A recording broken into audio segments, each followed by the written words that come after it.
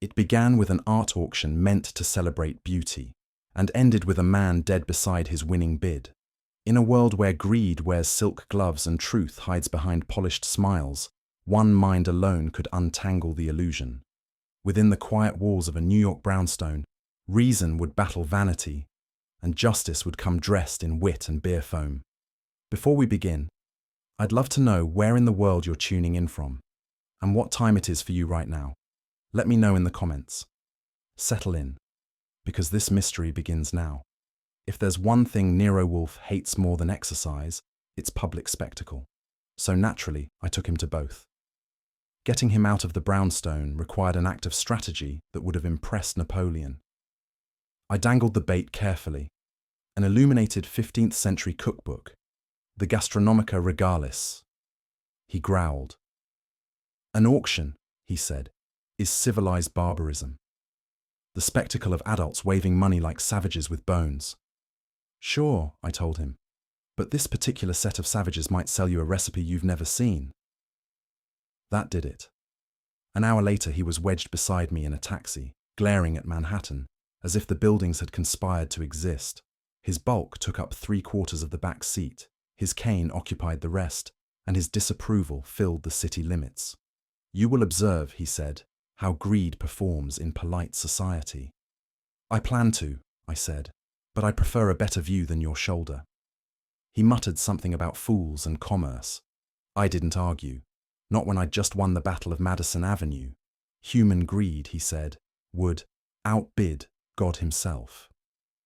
If Wolfe thought the brownstone's dining room was crowded, the Madison Avenue auction hall must have felt like a cattle car with perfume. The place shimmered under too many chandeliers and too much ego. Men in tuxedos, women dripping jewelry, all pretending they weren't there to trample each other politely.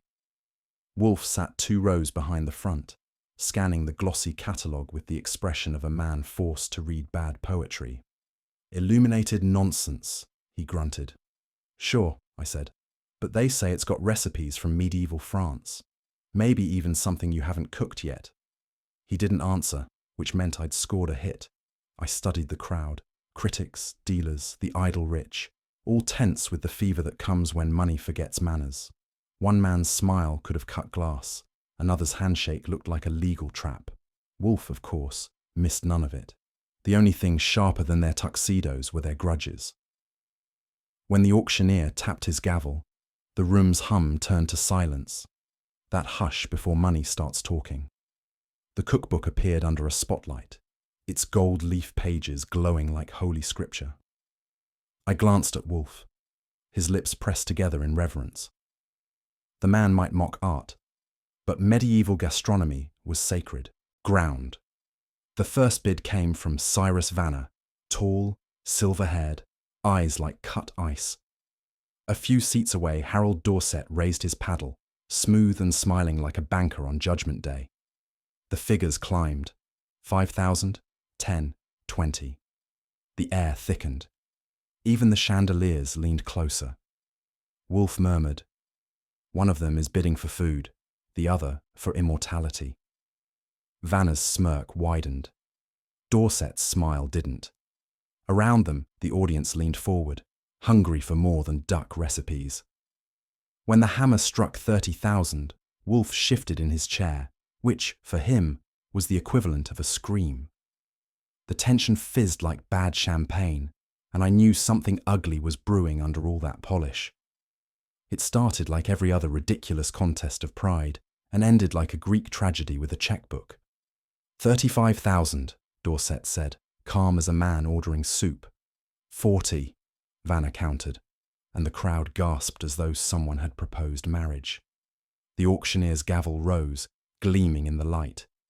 Sold! Vanner's hand still gripped his paddle, triumphant, when the smirk on his lips twitched, once, twice, and then his body folded in slow motion, soundless, graceful, final. For a second, no one moved. Then chaos burst like a dropped chandelier. Women screamed, men shouted, someone called for a doctor. Wolfe sat frozen, eyes wide, disgust etched across his face. Disorder was a personal insult to him. I was already on my feet, clearing a circle. Give him air, I barked, knowing it wouldn't matter. Vanna wasn't breathing. His paddle had slipped from his fingers, smudged with something dark at the edge. A waiter's tray clattered nearby. His untouched glass of water gleamed under the lights. The hammer hadn't even cooled before the man who'd raised it dropped dead. It took 10 minutes for the panic to grow official.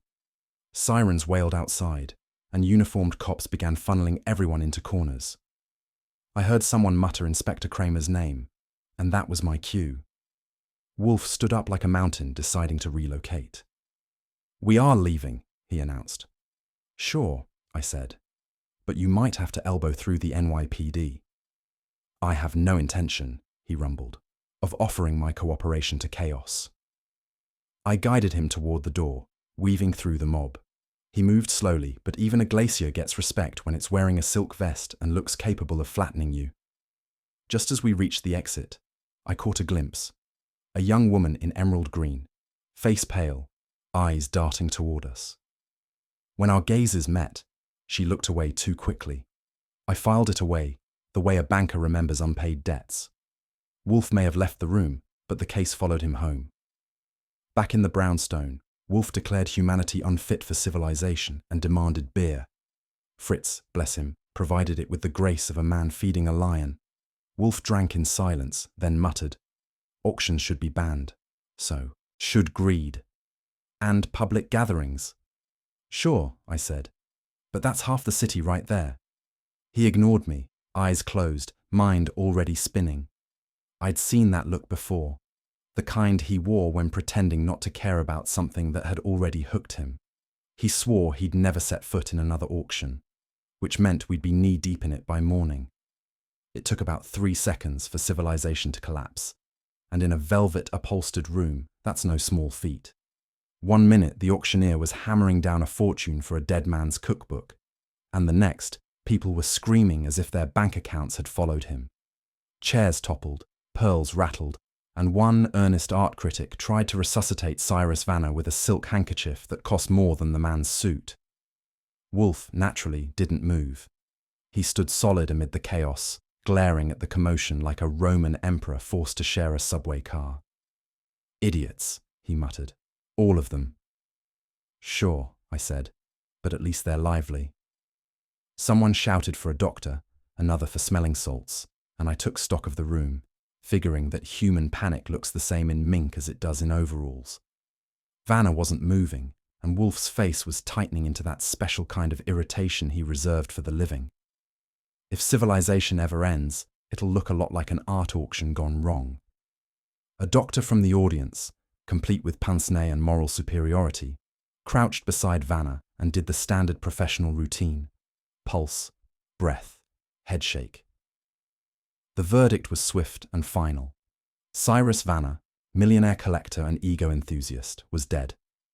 The hand that had outbid half of Manhattan still clutched the paddle. His expression, oddly enough, looked peaceful, which is saying something for a man who'd just spent 40 grand on paper. Wolfe frowned, eyes narrowing. "Not an act of God," he murmured, "but of stupidity, or intent." I'd heard that tone before, the one that meant he was filing away evidence even before the police arrived. He didn't move closer. Wolfe's idea of investigation rarely involved proximity, but his eyes were moving faster than any doctor's. The auctioneer was white as glue. "A heart attack," he stammered. Wolfe grunted, unimpressed. The gavel had fallen twice that night, once for a cookbook and once for a man. You could hear the sirens before you could see the badges. When Kramer's boys arrived, the air changed. Less perfume, more tobacco. They swarmed the place, all business and elbows. Inspector Kramer himself appeared in full bulldog bloom, barking orders before anyone had the sense to breathe. His eyes locked on Wolfe like a magnet to a grievance. "Well, well," he said. "I might have guessed you'd be here." Wolfe inclined his head a fraction. "Coincidence," he said. "Even I am entitled to observe folly without contributing to it. Yeah? Funny how your kind of coincidence keeps ending in corpses." Archie Goodwin, professional peacemaker, stepped in before Wolfe's dignity reached for the ceiling. "Relax, Inspector. We're just two citizens who came for a cookbook and stayed for the entertainment, Kramer grunted. I'll bet. He didn't accuse Wolfe outright. He just made it sound like a civic duty to blame him. While Kramer was flexing authority, I took a slow turn around the room. The crowd was thinning, mostly the faint-hearted escorted out for fresh air. And I spotted a few details worth remembering. First, the glass of water beside Vanna's chair, untouched. It had the clear, accusing look of something innocent, pretending not to be. Then there was the paddle in Vanna's hand. Wolfe's eyes had already found it. He was staring at a faint brown smudge near the grip. He gave a slight nod toward it and murmured, "Note that, Archie, for later digestion." I wasn't sure whether he meant mental or culinary digestion, but with Wolfe, either was possible. Kramer, meanwhile, was barking about keeping everyone inside.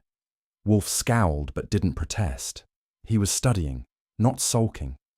And when Wolfe studies, even silence seems to have meaning. In a room full of dead silence, Wolfe's mind was the only thing breathing. Amid the confusion, I did my usual trick. Look where no one else is looking. That's how I spotted it. A green glove under a chair, small and elegant, the kind that only exists to make hands useless. I remembered that shade. The woman in emerald who'd watched Wolfe earlier with the kind of nervous grace you only see in people who know too much. I pocketed it before Kramer's detectives could claim it for posterity. "Everyone stays," Kramer barked. "Except us," Wolfe said, gathering his bulk like a court withdrawing from barbarians. "I have had my fill of morbidity for the decade." "Sure," I told him, steering him toward the exit. "But try not to trample the evidence on the way out." He grunted. "If the evidence cannot withstand a little pressure, it is of no value." He walked out like a man escaping bad opera and dragged me along for the encore. By the time we were back in the brownstone, Fritz had beer waiting like a peace treaty. Wolfe lowered himself into his chair with a sigh that could have registered on the Richter scale. He drank half a glass before speaking. "It was deliberate," he said finally. "Too swift, too public, too neat." "You think he was poisoned?" "I think," Wolfe replied, "that human nature is incapable of resisting opportunity." That was Wolfe's way of saying yes. Fritz fussed with the tray, pretending not to listen. I watched Wolfe, his eyelids half closed, his brain ticking like an expensive clock. "Want me to call Kramer and tell him he's wrong again?" I asked. "Not yet," Wolfe said. "Even death requires context." He called it context. I called it the start of another mess with my name on it. Breakfast at the brownstone runs on rules tighter than a Swiss watch. Wolfe sat at his table under the yellow globe of morning light, inspecting a plate of Fritz's eggs like a man cross-examining a witness. Fritz hovered, all European anxiety, pretending not to care whether Wolfe approved. I was halfway through my own coffee when the phone rang. Fritz glared at it as if it had insulted the source. I got there first. "Mr. Wolfe's office." A woman's voice, smooth as cream and twice as practiced, said, "This is Mrs. Regina Dorset. I must see Mr. Wolfe immediately. It concerns the auction tragedy." I covered the receiver. "A lady, name of Dorset, says it's urgent." Wolfe groaned. "Confound it, Archie. Tragedy before breakfast is indecent. What does she want?" "Apparently, to pay for your company." That got a grunt. "Very well. 10 o'clock. Tell her punctuality is civilization's last virtue." I hung up. Wolfe only said yes because she mentioned art, his only weakness besides food and arrogance. At 10 sharp, punctuality entered the office, wearing beige silk and self-control. Mrs. Regina Dorset was the kind of woman who made furniture seem underdressed. Poised, elegant, and radiating the faint chill of good breeding, she offered Wolfe a handshake he ignored and a smile he didn't deserve. "Mr. Wolfe," she began, "I'm sure you've heard of the tragedy at the Madison Avenue auction." Wolfe inclined his head. "I read it in the morning paper, madam." A man's ambition exceeded his pulse. Her composure cracked by a degree. "My husband, Harold, was Mr. Vanna's rival bidder. The papers have begun, she paused delicately, to suggest that rivalry may have extended beyond the auction. I took in the tremor under her polish. Fear makes even diamonds sweat. I assure you, she said, my husband is entirely innocent. Wolfe's fingers drummed once on the desk. Madam, innocence is a conclusion. We must begin with facts. When a woman that polished says she's terrified, you can bet she's polishing the truth too. She had the calm voice of someone who'd practiced panic in front of a mirror. Mr. Vanner wronged my husband years ago, she said. A forged painting. Harold lost a fortune, but he bore no malice. Wolfe lifted a brow. Financial betrayal seldom leaves room for magnanimity. Her gloved hands kept moving, smoothing the skirt, adjusting pearls, twisting the handkerchief. Then Wolfe said, "Forgery," and the hands froze mid-air. I noticed it. So did he. "You will oblige me," Wolfe said, "with the nature of this prior dispute." She hesitated, then confessed. Vanner sold a supposed Vermeer that wasn't. My husband's reputation suffered more than his pocketbook. Indeed, Wolfe murmured. And reputations, like art, are fragile when touched by counterfeit. I almost felt sorry for her. Almost. She wanted to appear strong, but had the look of a woman trapped between truth and social standing. Her eyes flickered when Wolfe mentioned poisons. "Surely," she said, "you don't think—" "I think," Wolfe said softly, "that where there is forgery, there is fear." She froze. Not at the word murder, but at forgery. I filed that under F for funny. When she'd exhausted her story and her dignity, Wolfe leaned back, steepling his fingers. "Madam, what you describe is premature emotionalism. Without evidence, fear is only vanity in distress." That was Wolfe for no thank you. But then she added, "There's more. The manuscript sold at that auction. It may have been a forgery too. My husband's dealer handled its authentication." Wolfe's chin lifted an inch. That was as close as he ever came to leaning forward. "Indeed," he said. "Forgery within forgery. A nesting doll of deceit. Most intriguing." I hid my grin behind my notebook. I'd seen the hook go in. "I will protect my husband's name at any cost," she said. "Even," Wolfe replied, "the cost of truth." She didn't answer. Wolfe named his fee. She produced a checkbook faster than most people blink. When a man pays too quickly and a woman pays too calmly, both are lying about something. As she rose to leave, Wolfe gave her a small bow, the kind that said the case had already moved from irritation to entertainment. When the door closed, Wolfe exhaled, as though civilization had just departed. "Women," he said, "should never seek truth. It interferes with their illusions." "That's rich," I told him, "coming from a man whose idea of romance is an orchid catalogue." He ignored me, eyes half shut in thought. Fritz brought coffee. Wolfe took it as if it were oxygen. "She's lying," I said, "but I'll give her credit. She's efficient about it." Wolfe frowned. "Efficiency is admirable even in deceit, yet the motive here is not affection. It is the preservation of image. That, Archie, is the most relentless passion known to man." "You mean greed?" He tilted his head. "Greed," he said, "is only the vulgar name for aspiration." "Sure," I said. "And forgery's just creativity under pressure." He opened one eye long enough to glare. "Archie, I can forgive a murderer, but not a metaphor." He told me to fetch Kramer's latest report. I took that as the signal that breakfast was officially over and murder was officially on the menu. The afternoon drifted into its usual rhythm. Wolfe brooding, orchids upstairs, Fritz whistling like an alibi in the kitchen. Around 4, I brought the beer, the only offering that could pry him out of his thoughts. He took a long drink and said, "Collectors fascinate me, Archie. Theirs is the purest greed, refined, decorous, and incurable." "Yeah," I said. "They want beauty, truth, and bragging rights, in that order." "Incorrect. They want possession. Beauty is merely the excuse. They would cage a sunset if it could be framed." I leaned against the desk. So, you're taking the case because you like studying greed? He set down the glass. Human greed disguised as connoisseurship. It is deceit elevated to art. That, Archie, deserves examination. That means we're in business. Not yet. Not until I determine whether Mrs. Dorset's husband collects art or lies. He reached for another bottle. Beer, he said, is a moral beverage. It neither flatters nor deceives. I grinned. You'd better stick with it then. Women and manuscripts don't come with labels. Wolfe's eyes brightened. Not at the lady, but at the mention of a medieval binding technique. And just like that, the game was on. Wolfe has a peculiar way of defining teamwork. It means I work, and he stays seated. That morning, he was buried behind his desk, surrounded by more paper than conscience, when I suggested he might personally visit the auction house.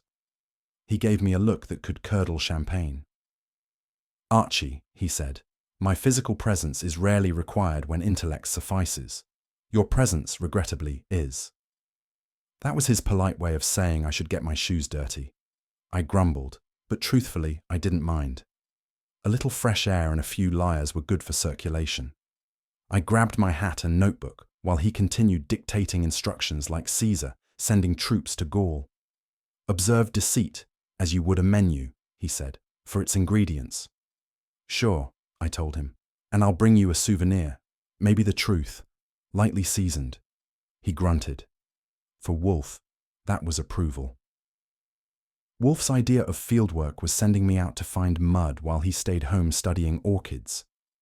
Ralph Morey's office looked like it had been decorated by money and guilt in equal measure. He sat behind a mahogany desk, smiling the way a man does when he's afraid his face will break otherwise. Mr. Goodwin, I've already spoken to the police, he said. Terrible business. Utterly unforeseeable. Sure, I said, but foreseeing isn't really your business. Selling is. His hand fluttered to his tie. Everything was authenticated. Every document. The sweat on his forehead said otherwise. Funny thing, I said, that cookbook Vanna bought. Some people whisper it might have been, how shall I put it, creatively enhanced. He stiffened. I won't have slander in this office. I smiled. Then I'll keep it out here on the carpet. When I left, his clerk caught up to me in the hall, a skinny kid with more conscience than paycheck. Mr. Goodwin, he whispered. One of the catalogue pages went missing after the auction, the page listing Vanna's lot. Really, I said. That's almost as careless as murder. When an auctioneer starts stammering, you can bet the bids weren't the only things inflated. Clara Vanna's apartment was Fifth Avenue perfection. Taste, money, and enough chill to keep the orchids from wilting. She greeted me with a handshake that could have signed treaties. Mrs. Vanna, I said, I'm here on behalf of Nero Wolfe. She nodded slightly. I assume he's interested in my husband's death. Everyone else seems to be. Her voice was even, but the air around her could have frozen soup.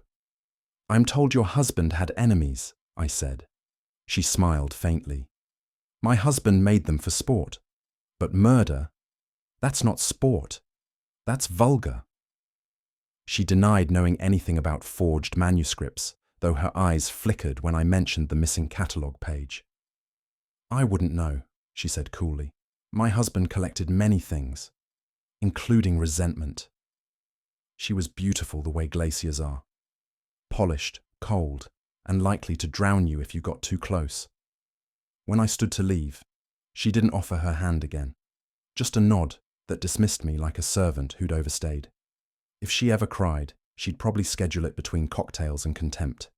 Greenwich Village has charm, if you like grime with your genius. Edwin Pike's studio smelled of turpentine, tobacco, and talent gone wrong. He opened the door wearing a shirt that had once been white and a grin that hadn't been honest in years. Archie Goodwin, he said, I've heard of you. Wolfe's errand boy with a sense of humour. I do my best, I said. You're an artist, right? Not the dead kind, the other one, the kind who signs other people's work. He laughed, showing teeth too good for a starving painter. I make replicas, sure. Decorative education for rich idiots, but murder, no commission's worth that. I wandered the clutter. Funny, people say you knew Clara Vanner. His brush froze in midair. Everyone knew the Vanners. Patrons. Snobs. Did she ever ask for a replica? He turned, eyes sharp. Once, long ago, a minor experiment. Then he stopped himself and busied his hands. Relax, I said. I'm not the law. He grinned again, but the humor didn't reach his eyes. When a man stops mid-sentence in a lie, it's because the truth is staring over his shoulder. By the time I'd filled a notebook with contradictions, I realized every suspect had mentioned that same missing page. Maury called it an oversight. Clara called it irrelevant. Pike pretended not to know what paper was. That made it important. I stopped at a corner cafe for caffeine and clarity. That's when I spotted Pike again. Across the street, ducking into a booth, his companion. Ralph Maury, the nervous auctioneer himself. Two men with nothing in common but a dead collector and a dirty manuscript were having coffee like old friends. I stayed long enough to watch Pike's hands. Artists talk with their fingers. Liars hide them. Pike kept his folded tight. When they parted, I made a note in my book. When crooks meet in daylight, they're either confident or desperate. I figured Wolfe would decide which. When two liars meet for coffee, you don't need sugar. The talk's sweet enough. Back at the brownstone, I found Wolfe exactly where I'd left him. Seated, fed, and surrounded by smug tranquility. I gave my report while he worked through a bottle of beer, and an expression that said mankind had disappointed him yet again. When I finished, he sighed. Deceit, Mr. Goodwin, is civilization's wallpaper. We paste it over the cracks of conscience. Sure, I said, and sometimes it peels. He ignored me. This is not a crime of passion. Passion lacks patience. Our killer acted with preservation in mind, to maintain an illusion, not destroy a life. I said, that's poetic. Want me to write it down for your memoirs? Do so, he said. Title it, The Idiocy of Art Collectors. He reached for another beer, signaling the end of conversation. But I knew him too well. That gleam in his eye wasn't just reflection. It was knowledge. He already had the name. I didn't know who killed Vanner, but Wolfe's orchid suddenly looked guilty. Lunch at the brownstone is sacred. Fritz had just unveiled a platter that could have healed national divisions when the doorbell went off like a fire alarm. Fritz froze mid-stride, clutching the serving tray like a mother protecting her child. I opened the door, and there he was. Inspector Kramer, red-faced, eyes blazing, looking like he'd been marinating in bad coffee and worse theories. "Where is he?" he barked. I stepped aside, because there's no point trying to stop a hurricane with manners. Wolfe, seated in all his bulk at the dining table, sighed as though someone had switched his Mozart to street drums. "Kramer," he said, not rising. "You arrive at an inconvenient hour." "Yeah," Kramer growled, "and I plan to make it more inconvenient." Wolfe's eyes slid to me. "Archie, remove him, or feed him." I decided feeding was safer. When Kramer shows up before lunch, it's never for the food. Kramer didn't bother with preamble. "You've been sticking your nose into the Vanner case," he said. "Word is you've been taking statements, making theories, and confusing witnesses." Wolfe set down his fork and folded his napkin like a peace flag he had no intention of using. "Confusing witnesses, Inspector. That's your department." That got a growl. "You think Mrs. Dorset hired you to clear her husband? I'll save you the trouble. She poisoned Vanner herself. Jealousy, money, take your pick." "Ah," Wolfe murmured. "A buffet of motives, none of them nourishing." I leaned back, enjoying the view. Watching those two spar was better than theatre, and a lot cheaper. Kramer paced like a man rehearsing for a tantrum. "Don't play word games, Wolfe. You're obstructing justice." "Justice," Wolfe said dryly, "is not obstructed by thought, Inspector, only by lack of it. I mentally awarded points. Round 1. Wolfe, by a knockout of vocabulary. Kramer's theory had everything, except logic. Wolfe's patience thinned like Fritz's hollandaise when left unattended. He waited until Kramer paused for breath, then spoke softly, which was more dangerous than shouting. "Inspector, may I offer a modest correction? Don't bother. Nevertheless, you assume poison was ingested. It was not. It was absorbed." Kramer frowned. "Absorbed? What the devil are you talking about?" "The bidding paddle," Wolfe said. "The one Vanner held throughout the auction. You'll find a residue near the handle, sufficient contact for transdermal poisoning." The room went still. I'd seen this act before.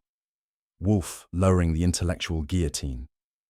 "Now," he continued, "if the toxin was on the paddle, then the method was deliberate and opportunistic, which means your charming Mrs. Dorset, who never touched it, cannot be the murderer." Kramer's jaw worked like machinery in distress. "That's ridiculous." "On the contrary," Wolfe said, "it is orderly." I grinned. When Wolfe starts with, "consider the object," it usually means someone's about to regret being born. Kramer glared at both of us like we'd robbed him of his dessert. To cool the air, I suggested beer, Wolfe's version of diplomacy. Fritz brought a tray, 2 bottles sweating in protest. Wolfe accepted his with regal silence. Kramer waved his away. "I don't drink while I'm working," he snapped. "Excellent," Wolfe said. "Then you should drink more often." I coughed to hide a grin. "Gentlemen, shall we avoid homicide until dessert?" That didn't help. Kramer's face darkened another shade of crimson. "You think you're clever, Wolfe, but one of these days I'll have you locked up for obstruction." "Inspector," Wolfe said, sipping calmly. "Ignorance is not a crime, merely a habit." The silence after that could have sliced onions. I figured I'd step in before Fritz's nerves snapped along with the breadsticks. "Let's call this round a draw," I said. "We've all proved something. Wolfe's right, Kramer's loud, and Fritz's lunch is getting cold." If sarcasm were evidence, Wolfe would have been guilty as charged.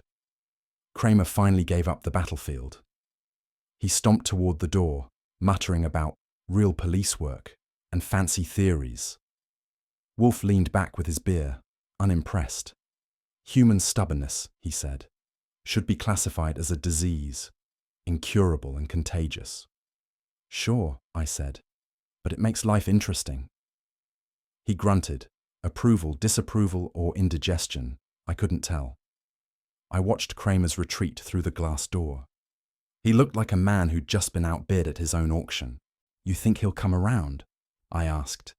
"Eventually," Wolfe said. "When evidence overpowers pride, that may take longer than usual." For a moment, Wolfe's lips twitched, the faintest ghost of a smile. For him, that was hysteria. If Kramer had been bidding, the auctioneer might have sold the corpse to him just to end the argument.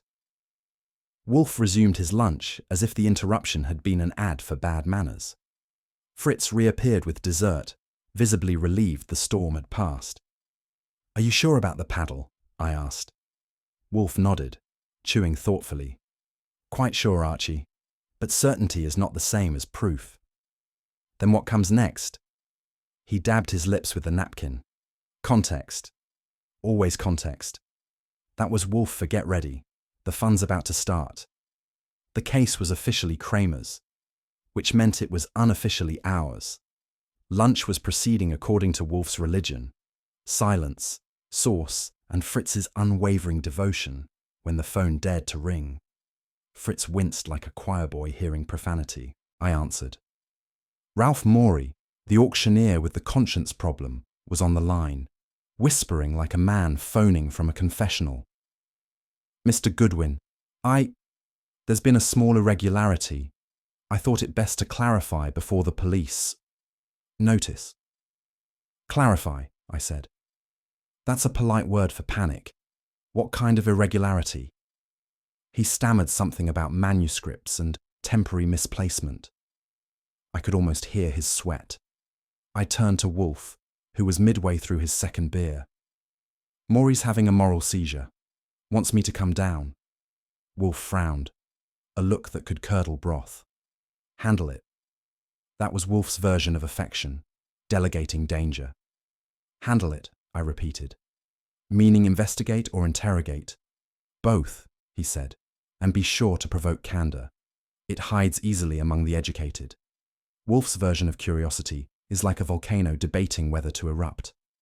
Maury looked worse than his reputation, pale, wilted, and chewing a handkerchief like it owed him money. His office was a mess of invoices, catalogues, and half-empty courage. I shouldn't even be saying this, he began. The manuscript we sold, it wasn't the original. I gave him my best bland stare. That's a strong opener. Care to elaborate before my eyebrows hit the ceiling? He rubbed his temples. The genuine one vanished a week before the auction. I thought it was a mistake, a misfiling.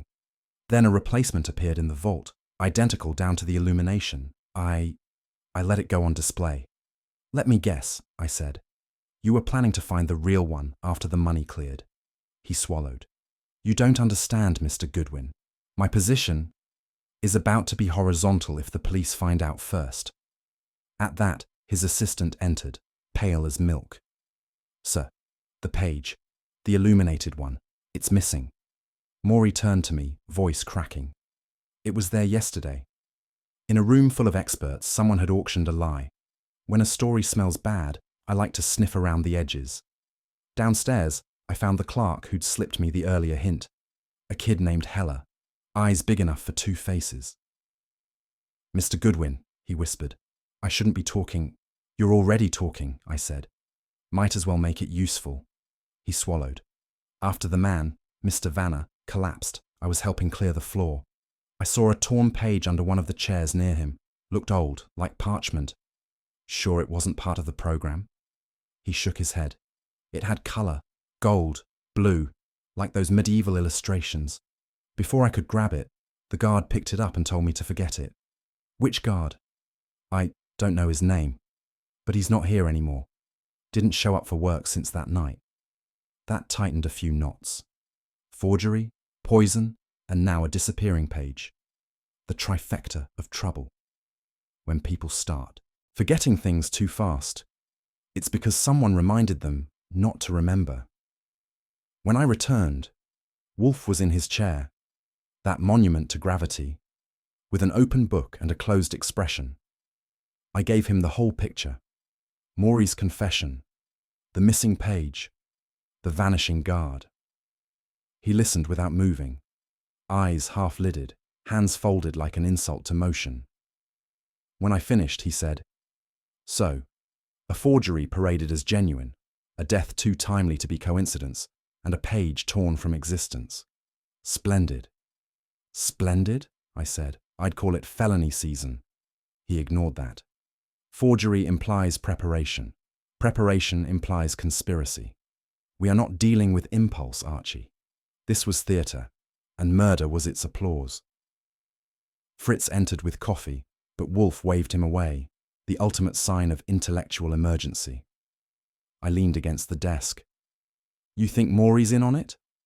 Not capable, he said. He lacks both the intelligence and the nerve, but he will serve nicely as bait. When Wolfe forgets his coffee, civilization trembles. Wolfe leaned back, hands steepled, the picture of someone solving the universe in his head. Greed, Archie, is the oldest mathematics. The variables change. Power, art, vanity. But the sum is always the same. Loss. I nodded. So who's adding things up this time? He ignored the question. Consider the stakes. The manuscript was worth a fortune, yes, but its symbolic value, authenticity, prestige, reputation, these are the currencies of collectors. To lose them is ruin. Which means someone faked it to protect their status. Or their skin. Precisely. A forged manuscript, a forged life. When one began to crack, the other had to end. Vanner knew, I said. Perhaps. Or perhaps he was part of the deceit and demanded more than his share. Blackmail, I said. Wolfe's mouth twitched. Ah, the blunt clarity of the American mind. Yes, blackmail, most likely. Someone paid to preserve the illusion, then paid again to silence it. He paused, letting the words hang like the smell of Fritz's onions. "Wolfe," I said, "you think greed killed Vanna?" "No," he said. "Arithmetic did." Wolfe said it wasn't art or love that killed Vanna. It was arithmetic. The next morning, Wolfe summoned me to the office before breakfast, which meant something big was fermenting. He had one hand on the armrest, the other on logic. "Archie," he began, "the torn page is not merely evidence. It is the fulcrum." "Of what?" "Of truth. That page may have contained proof that the manuscript was a counterfeit.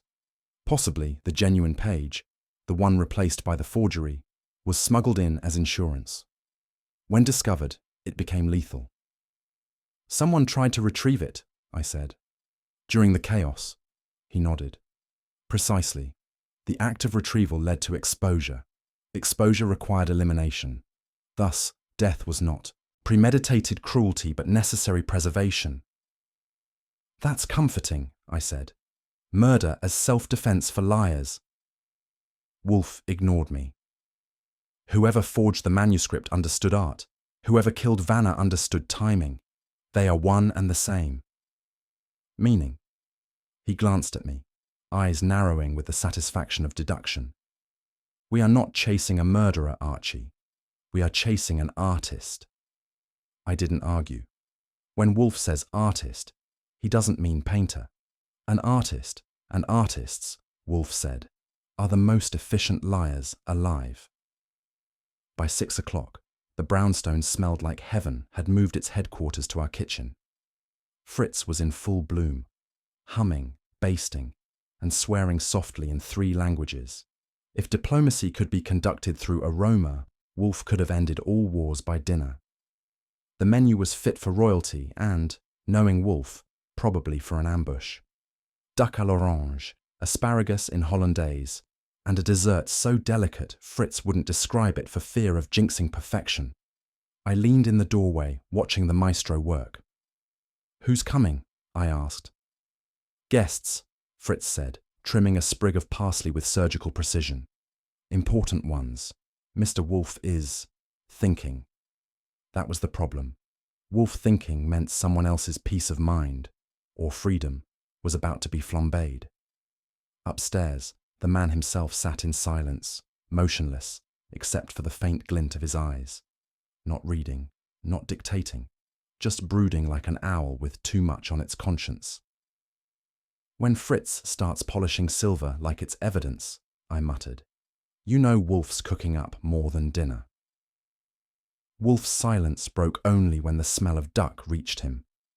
The scent must have reminded him that life, though flawed, occasionally made sense. "Archie," he said, "I have resolved the logic." "That's so. Which logic? Culinary or criminal?" He ignored me. The poisoned paddle was no happenstance. It was applied deliberately to silence an inconvenient truth. I sat up. "Which truth?" "The forgery." Indeed, someone knew that the manuscript was not genuine. Someone else knew that knowledge was fatal. He leaned forward, his tone turning scalpel sharp. "Observe the pattern. Greed disguised as culture, deceit wearing refinement. Civilization, Archie, is merely barbarism with better table settings." I couldn't argue. So this killer wanted to preserve the illusion, or keep the money? "Both," Wolfe said. "Forgery creates dependence. The forger, the dealer, the collector. Each becomes hostage to the other. Vanna was not killed for what he owned, but for what he discovered." He closed his eyes, savoring the thought like a fine reduction sauce.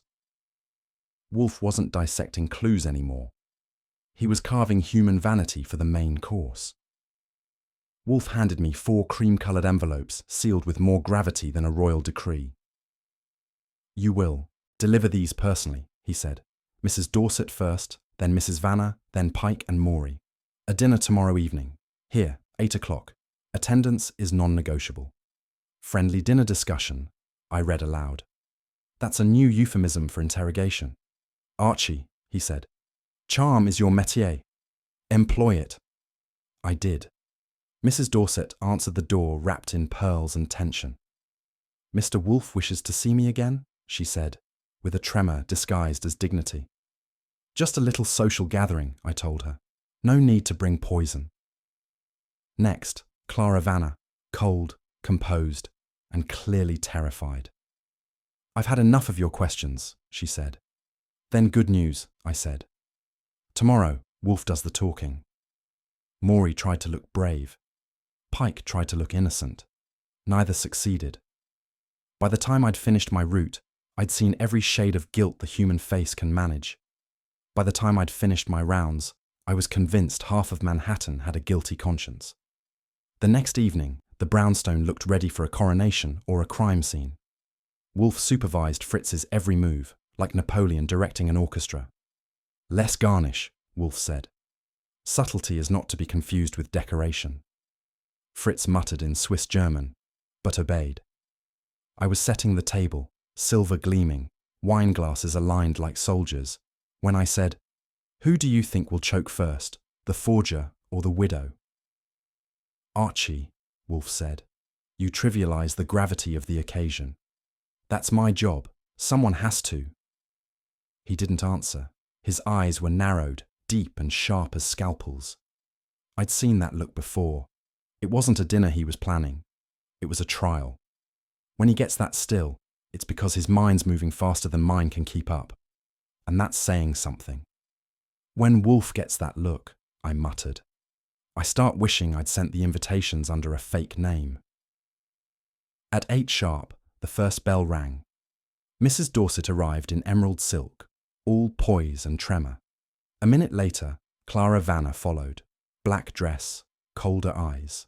Then Maury, pale as unbleached linen. Pike came last, smelling faintly of turpentine and guilt. Wolfe greeted each with the kind of courtesy that could double as cross-examination. "Madam," he told Mrs. Dorset, "your punctuality honours civilization." Fritz served duck à l'orange with a flourish that almost hid the tension hanging over the table like heavy drapery. I watched the guests more than the food. Mrs. Dorset nibbled. Clara pushed her plate away untouched.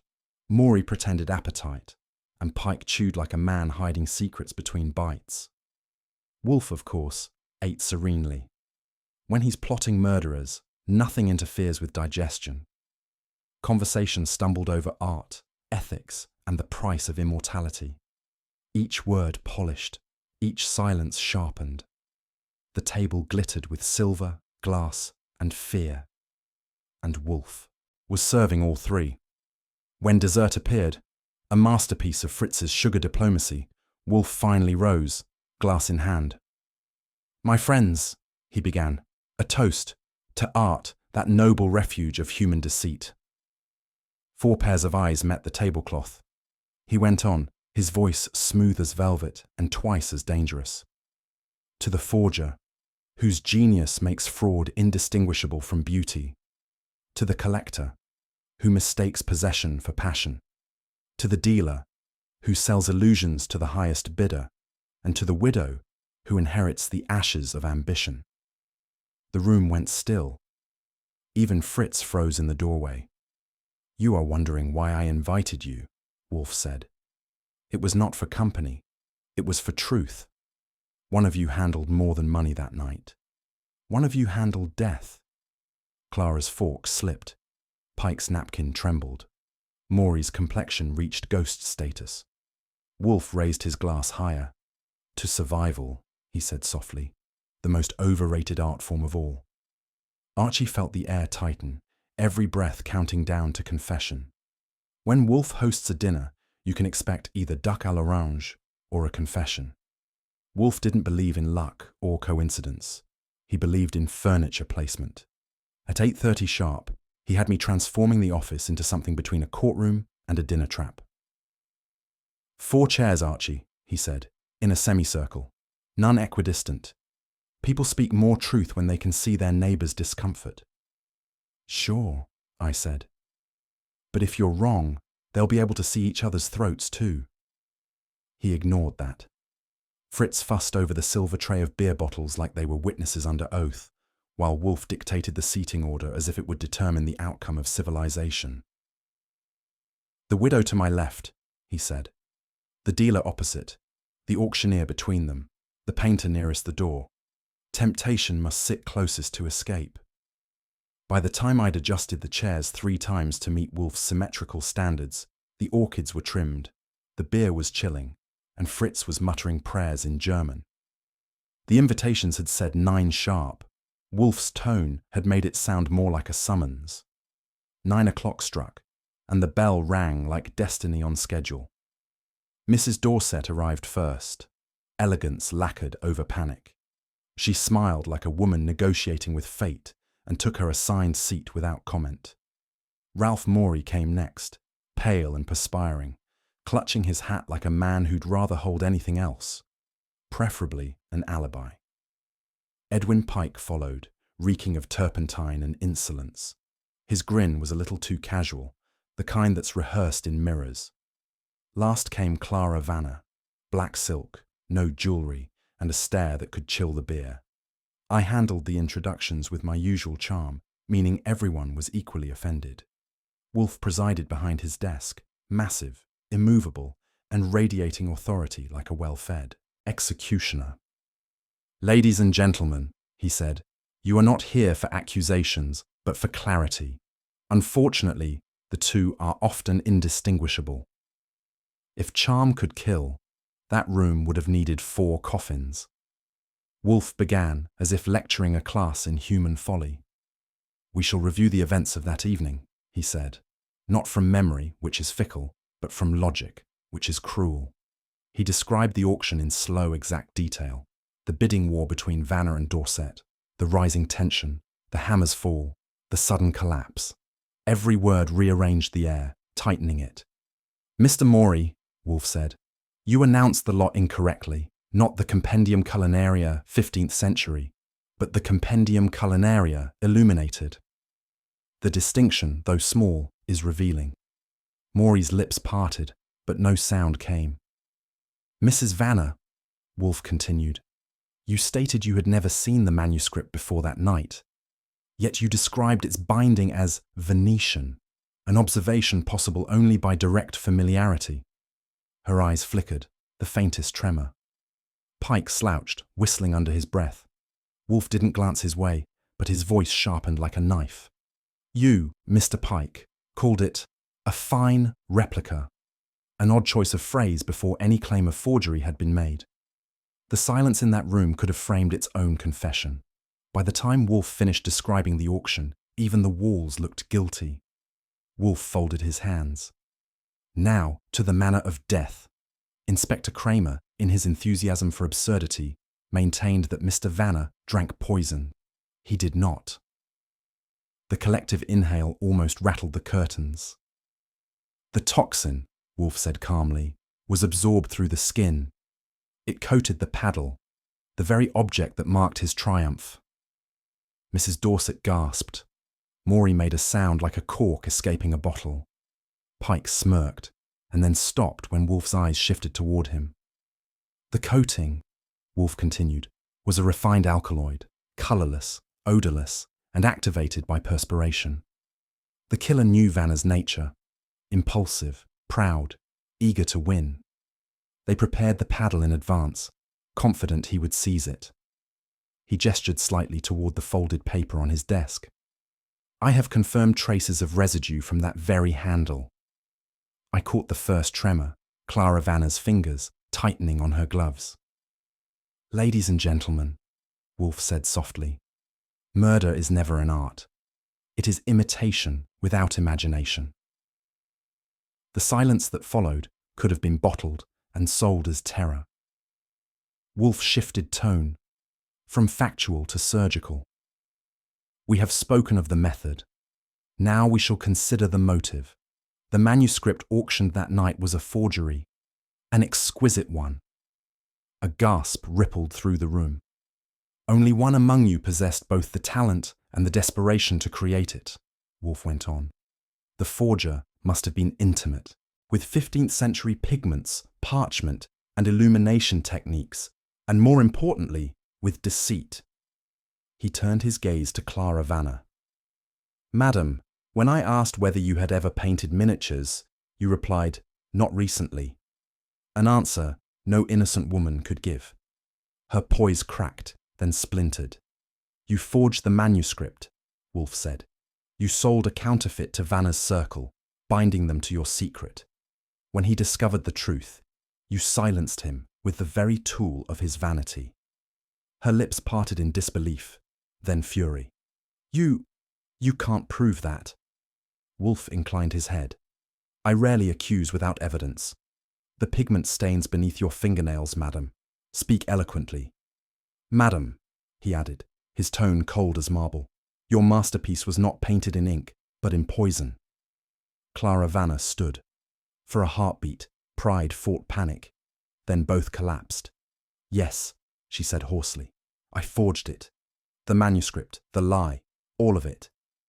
They paid for illusions, and I gave them what they deserved." Her words poured out like acid.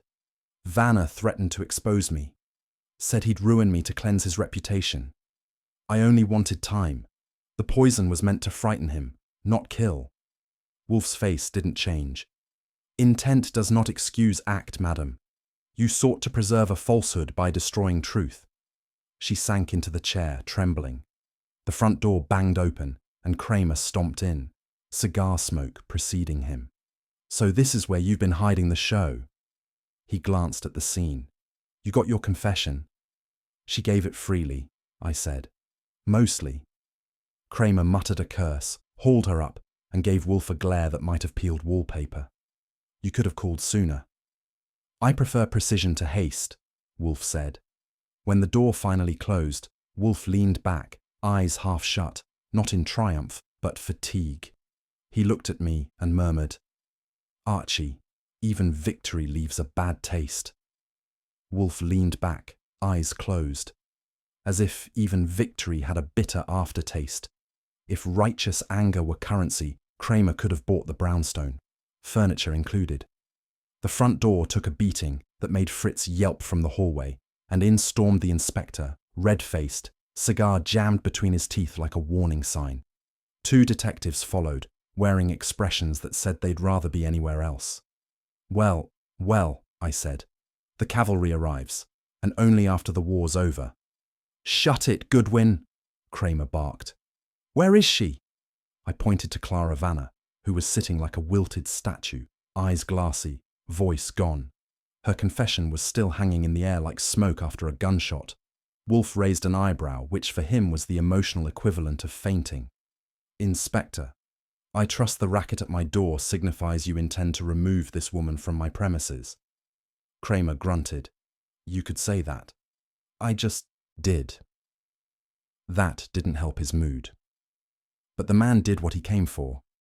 Loud, annoyed, and exactly on time to take credit. Kramer wanted facts, not philosophy, and Wolfe obliged, but on his own terms. "The paddle," Wolfe began, "was treated with a variant of alkaloid toxin. Transdermal. Efficient. The late Mr. Vanner's perspiration activated it. The poisoner, Mrs. Vanner, had both motive and opportunity, and the requisite artistry." He made it sound like an obituary for reason itself. Kramer frowned. "You're telling me she painted death onto a piece of wood?" "Precisely. Poetic symmetry, Inspector. Though poetry, as you know, rarely pays." Clara Vanner barely reacted as the cuffs clicked. Her calm had been replaced by something close to relief, the way sinners look when the sermon finally ends. Kramer turned to Wolfe. "You know, you could have just called it in instead of holding a private courtroom." Wolfe closed his eyes. "I abhor disorder, Inspector, in the world or in thought. I prefer my conclusions tidy." Kramer snorted, but even he knew better than to interrupt a man who solved murders between bites of duck à l'orange. Once the official noise died down, the brownstone returned to its natural rhythm. The faint hum of satisfaction mixed with Fritz clearing plates and muttering about fingerprints on his silver. Mrs. Dorset, pale but upright, lingered in her chair, trying to assemble dignity from the fragments left behind. Wolfe regarded her with polite detachment, the kind reserved for clients who'd been both useful and tedious.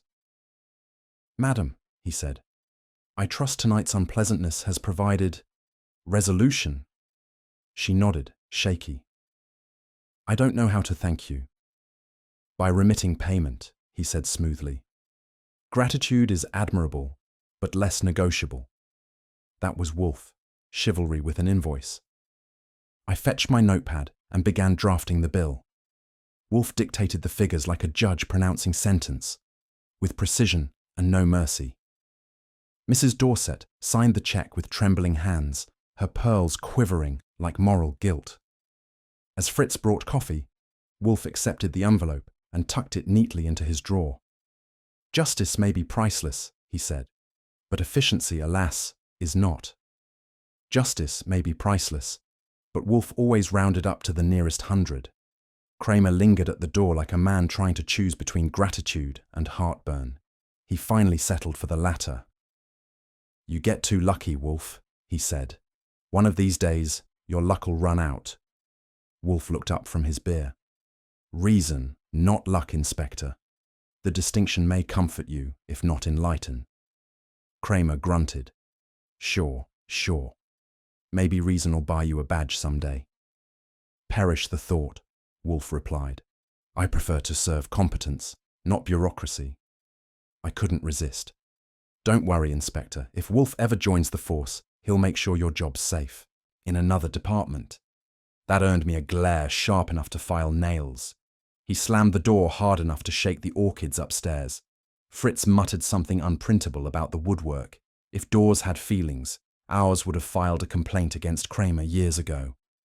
After the racket, peace returned. The kind of peace only Wolfe's brownstone could manage after homicide and hysterics. Fritz retreated to his kitchen kingdom, humming again. Wolfe settled into his chair, the first beer of victory in hand. I leaned on the desk, watching the foam rise. So that's it. One dead collector, one forged cookbook, one artist with a conscience too late to sign her name. He grunted. "Greed, Archie. The eternal signature. Forgery merely gives it better handwriting." "Nice," I said. "You should put that on your stationery." He ignored me, gazing into his glass like it contained moral philosophy. "Art," he said finally, "is the refinement of deception. But murder," he paused, "is merely its vulgar echo." I stretched. "That's deep, boss. Want me to add it to the invoice?" He gave me a look that could wither wallpaper. Kramer left with the killer. Wolfe stayed with the truth and the bill. You could have heard a pin drop if Wolfe would have allowed pins in the house. The brownstone had finally returned to its natural state, silence thick enough to slice.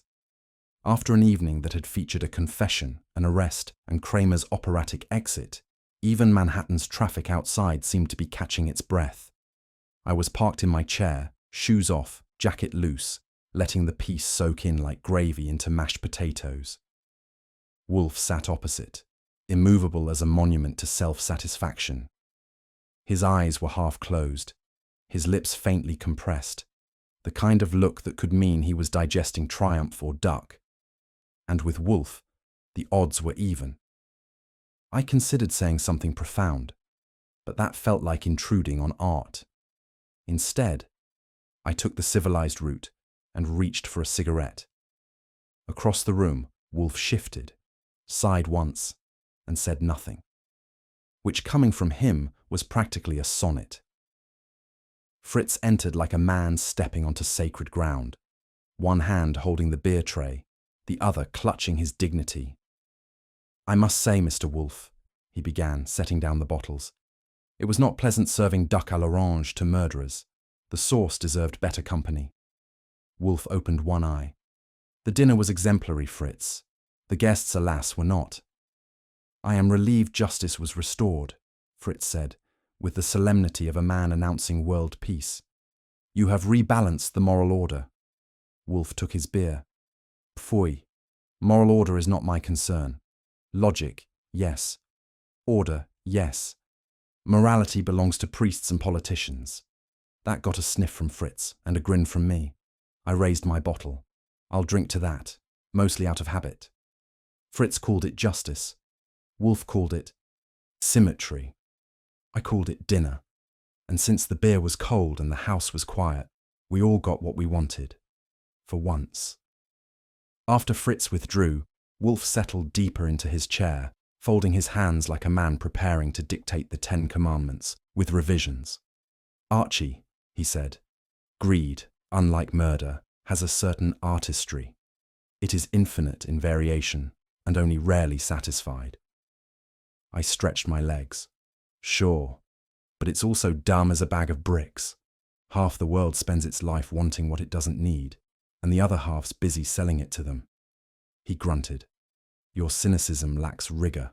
Greed, properly understood, is an extension of the creative impulse. Distorted, yes, but potent. It drives discovery, commerce, art, and politics alike. Great, I said. Maybe next time we should frame it and hang it over the mantel. Homicide by cultural aspiration. Wolfe ignored that. The woman forged beauty to purchase approval. The man collected beauty to purchase immortality. Both failed. Nature, Archie, rarely negotiates with vanity. When Wolfe starts quoting philosophy over beer, I said, you know the case is truly closed. There's a kind of sickness that runs through this city. Not the kind doctors cure, but the kind auctioneers encourage. It's called wanting more. You see it in collectors who buy things they can't pronounce, in socialites who compete over who suffers most elegantly, and in murderers who think a forged page can buy them eternity. Wolfe calls it civilization. I call it vanity in evening dress. He can sit in that oversized chair and dissect motives like flower petals, but he's right about one thing. Ego keeps the world spinning. It builds skyscrapers, funds museums, and occasionally poisons bidding paddles. Me? I'll take my vanity in smaller doses. A clean hat, a good suit, a winning grin. At least mine doesn't leave a body on the floor. Wolfe would say civilization runs on intellect. I'd argue it runs on pride. Well-fed, well-tailored, and occasionally homicidal. In a city that never stops buying, even virtue comes with a price tag. Wolfe eventually rose, which in our household qualifies as an event. I shall attend to the orchids, he announced, in the tone of a man announcing he'd restore balance to the universe. I followed, partly out of curiosity, partly because the beer wasn't finished. The orchids glowed under their lamps, a few $1,000s worth of silent applause. Wolfe bent over a purple specimen as tenderly as a priest adjusting a halo.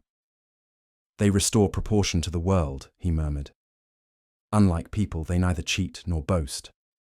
Yeah, I said, and they also don't pay bills. He didn't bother replying. The man was in his temple. I was just there for the sermon.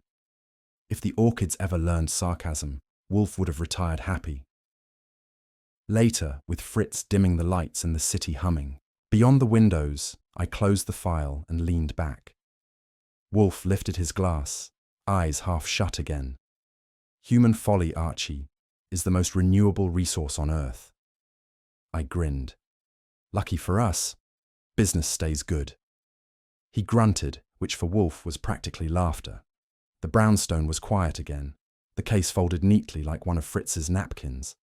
The auction was over, but Wolfe, as usual, had bought himself the last word. In the quiet that follows justice, the world feels almost civilized again.